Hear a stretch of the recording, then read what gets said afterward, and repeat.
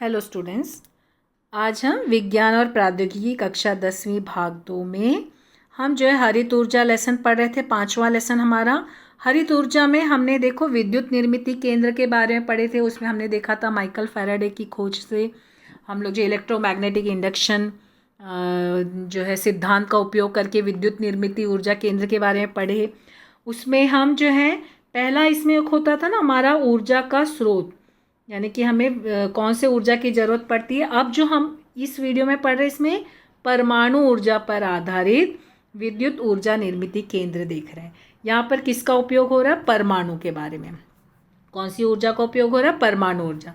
तो परमाणु ऊर्जा पर आधारित विद्युत ऊर्जा निर्मित केंद्र में भी जनित्र को घुमाने के लिए भाप पर चलने वाले टरबाइन का ही उपयोग किया जाता है। जैसे हमने ऊष्मीय ऊर्जा में देखा था ना, कोयला का उपयोग करके जो है वहाँ पे भी टरबाइन घुमाने के लिए भाप का उपयोग करते थे।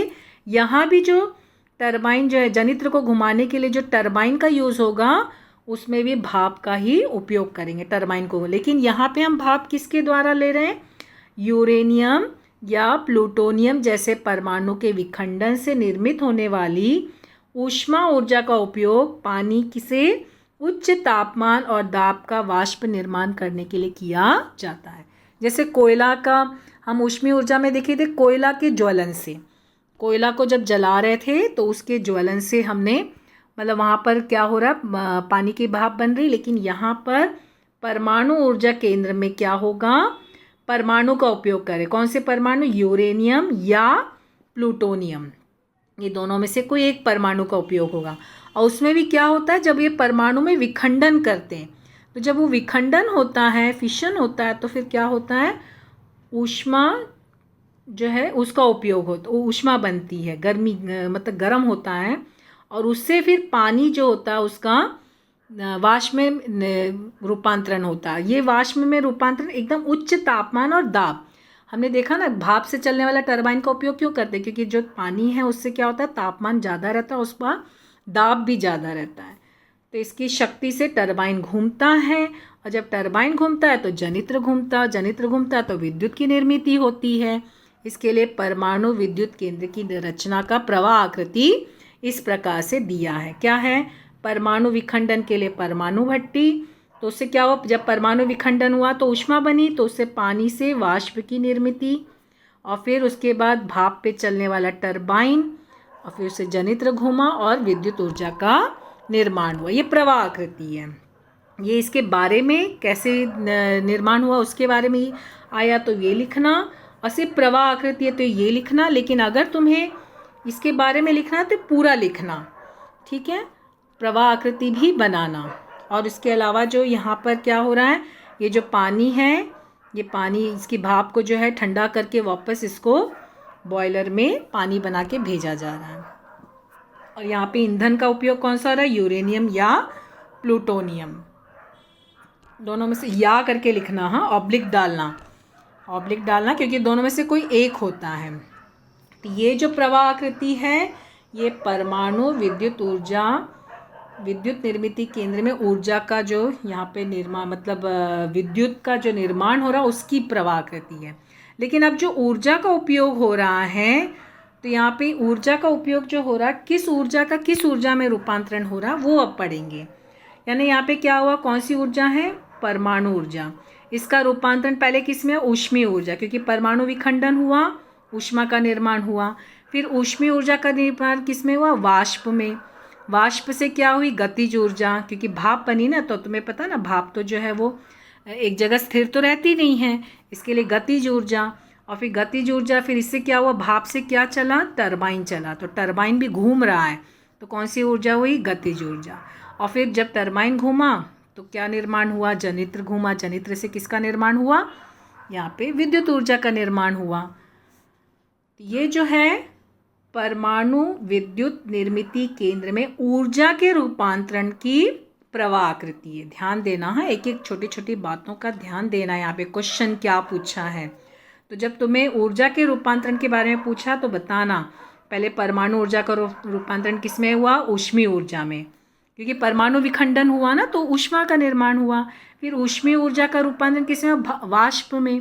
और वाष्प की गतिज ऊर्जा, क्योंकि वाष्प जो है वो स्थिर नहीं है ना, गतिज ऊर्जा। फिर वाष्प की गतिज ऊर्जा का रूपांतरण किस में हुआ?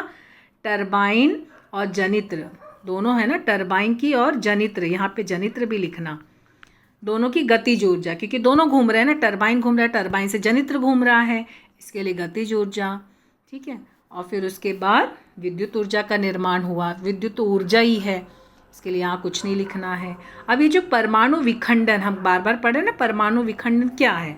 ये परमाणु विखंडन कैसे होती है? यूरेनियम जो होता है ना, यूरेनियम 235, इस परमाणु पर न्यूट्रॉन का प्रहार करके उसका रूपांतरण यूरेनियम 236 इस समस्थानिक में होता है। समस्थानिक तुम लोग जो है ये 9th में पढ़े हो इसके बारे में। फिर यूरेनियम 236 अत्यंत अस्थिर होने के कारण उसका बेरियम और क्रिप्टॉन में विखंडन होकर 3 न्यूट्रॉन और 200 मेगावाट इस ऊर्जा उत्सर्जित होती है। इस अभिक्रिया में निर्मित हुए 3 न्यूट्रॉन इस प्रकार से और 3 यूरेनियम 235 परमाणु का विखंडन करके ऊर्जा मुक्त करते हैं, और इस प्रक्रिया में निर्मित हुए न्यूट्रॉन भी यूरेनियम के अन्य परमाणु का विखंडन करते हैं। देखो यहाँ पे परमाणु के केंद्रक में प्रोटॉन और न्यूट्रॉन विद्यमान होता है। जो भी कोई भी तुम्हें पता है ना, कोई भी परमाणु है, तुम लोग जब परमाणु की रचना करते हो तो यहाँ पे तुम लोग का ये जो केंद्रक है और ये फिर जो है कक्षाएं हैं ना, अलग अलग कक्षाएं, इसमें इलेक्ट्रॉन जो है वो घूमते रहते हैं ना, लेकिन जो केंद्रक में है, केंद्र में है वो क्या है? प्रोटॉन और न्यूट्रॉन। तो क्या होता है परमाणु विखंडन की प्रक्रिया में? क्या होता है, केंद्रक का विखंडन होता है, और केंद्रक का जब विखंडन होता है तो न्यूट्रॉन के द्वारा प्रहार करने पर होता है।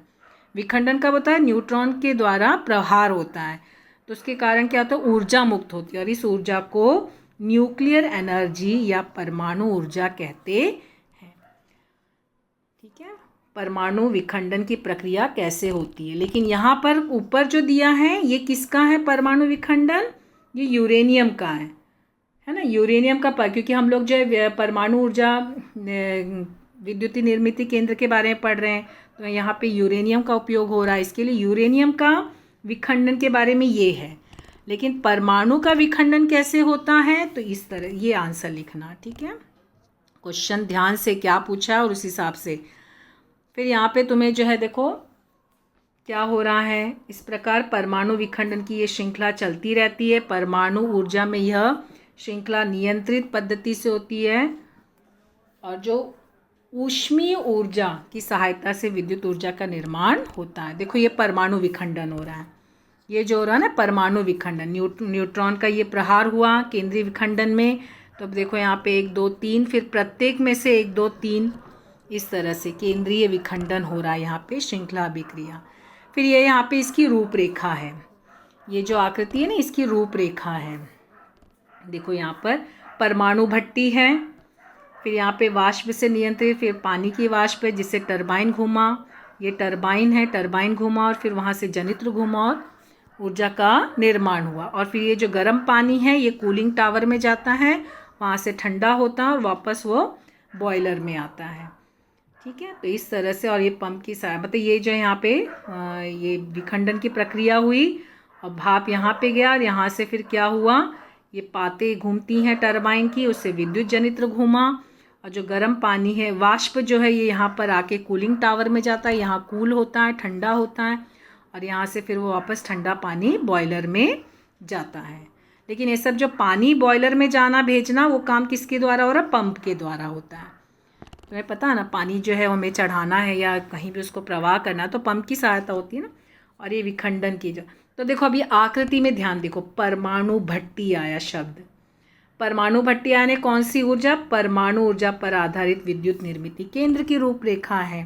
क्योंकि तुम्हें ना एग्जाम में ना ऐसे आकृति दी जाएगी और आकृति देने के बाद कभी कभी तुम्हें जो है बोला जाएगा इसको नामांकित करो, या फिर बोला जाएगा कि कौन सी विद्युत निर्मिती केंद्र की ये जो है कौन सी ऊर्जा पर आधारित विद्युत निर्मिती केंद्र की आकृति है, रूपरेखा है।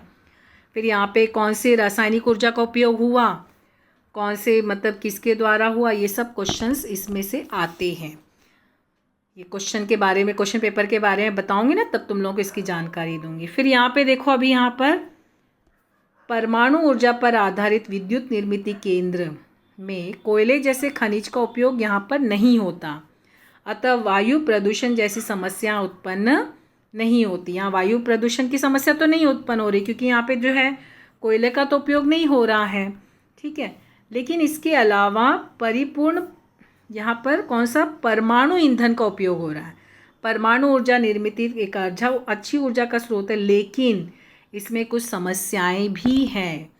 यहाँ पे तुम्हें जो है इसमें जो है देखा जाए तो प्रदूषण की समस्या तो नहीं है, लेकिन और समस्याएं, क्या समस्याएं? पहला, परमाणु ऊर्जा निर्मित केंद्र में पारमाणिक ईंधन के परमाणु विखंडन के पश्चात तैयार होने वाले पदार्थ में से हानिकारक परमाणविक जो है किरणें बाहर निकलती हैं। ऐसे पदार्थ परमाणिक कचरे का निष्कासन कैसे किया जाए, वैज्ञानिकों के समक्ष एक जटिल समस्या है। यहाँ पे ना जब ये विखंडन होता है ना परमाणु का, तो उस समय कुछ हानिकारक किरणें बाहर आती हैं, परमाणु किरणें। तो वो परमाणु किरणें उसका निष्कासन कैसे करें, ये समस्या आज भी एक जटिल प्रश्न बना हुआ है। फिर परमाणु ऊर्जा निर्मित केंद्र में दुर्घटना घटित होने पर उससे बाहर निकलने वाली परमाणु विकिरण से बहुत बड़े पैमाने पर लोगों को हानि होती है। अगर मान लो कोई दुर्घटना हो गई तो जो वहाँ से किरणें बाहर निकलेंगी विकिरणें, तो वो विकिरणें क्या करेंगे, पर्यावरण को हानि, लोगों को हानि पहुँचा सकती है। ये चेरनोबिल में ये समस्या हो चुकी है। अपने यहाँ पे भी देखो भाभा एटॉमिक रिसर्च सेंटर, वहाँ पर ये परमाणु ऊर्जा से विद्युत ऊर्जा का निर्मित होता है। बॉम्बे में ही है, ट्रॉम्बे में भाभा एटॉमिक BARC, और भी जगह है। तो यहाँ पर अगर वैसे तो ये बहुत सेफ़ है, लेकिन इसमें क्या है समस्या है कि उसकी जो किरणें निकलती हैं जो कि हानिकारक हैं, उसका भी निष्कासन कैसे करें। और इसके अलावा अगर दुर्घटना हो गई तो भी समस्या होती है। तो ये समस्याएं हैं जिसके कारण जो है इसका उपयोग करना, मतलब इसे जो हरित ऊर्जा के इसमें नहीं गिना गया है। तो हम जो है इस वीडियो में पढ़े परमाणु ऊर्जा से विद्युत ऊर्जा का रूपांतरण, उसकी रूपरेखा के बारे में देखे, उसका जो है प्रवाह आकृति देखे, कौन सी प्रवाह आकृति पूछिए उस हिसाब से बनाना। और हम जो है आगे का टॉपिक अगले वीडियो में पढ़ेंगे। Thank you.